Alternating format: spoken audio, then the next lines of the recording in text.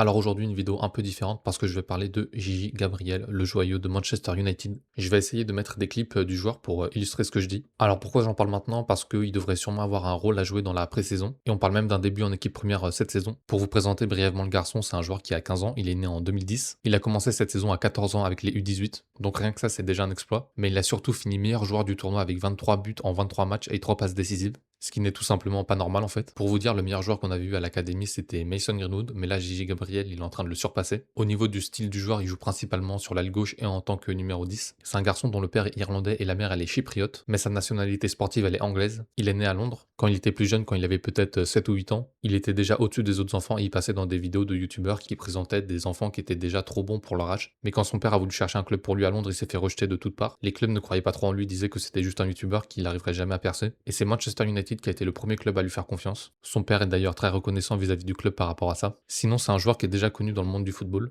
Il est notamment connu par Neymar qui lui a envoyé son maillot. Il est même connu par Lamine Yamal. Il a déjà commencé la saison précédente à s'entraîner avec l'équipe première. Il a l'air de s'entendre bien avec le groupe, notamment avec Ahmad. Les joueurs de l'équipe première ont été très impressionnés par le joueur, notamment vis-à-vis de son âge. Brian Bemo a même dit à son sujet qu'il était vraiment très bon, qu'il réussissait tout ce qu'il faisait. Il a particulièrement été impressionné par sa frappe et sa technique. Honnêtement, de mon côté, je vois pas comment il pourrait ne pas faire une immense carrière. Il est même en train de renforcer son corps avec des exercices de musculation pour préparer la pré-saison. En revanche, il y a une chose qui me fait peur, c'est qu'il quitte le club à la fin de son contrat. Il avait signé un contrat en juin 2025 de 2 ans, donc il est en contrat jusqu'en juin 2027, en sachant que tous les plus gros clubs sont intéressés, ça veut dire le Bayern, le Barça, le Real Madrid. Il avait déjà failli partir en 2025, il avait été rattrapé de justesse par Jason Wilcox. Donc le but sur cette saison, qui est sa dernière année de contrat, je rappelle, c'est de lui montrer que le club a vraiment confiance en lui en l'intégrant de plus en plus aux séances d'entraînement avec l'équipe première. Et c'est de lui faire découvrir le top niveau avec des apparitions en première ligue. Un peu à l'image de Max Doman il y a 2 ans ou de Ngouma cette saison. Le but, ça va être de lui montrer qu'il peut performer à Manchester et que Manchester est le meilleur club pour qu'il poursuive sa progression. Aujourd'hui, il y a eu que très peu de nouvelles informations sur le mercato, donc je referai peut-être une vidéo demain en fonction de ce qui tombe. Sinon, je referai une vidéo comme ça sur un autre sujet. Voilà, à demain.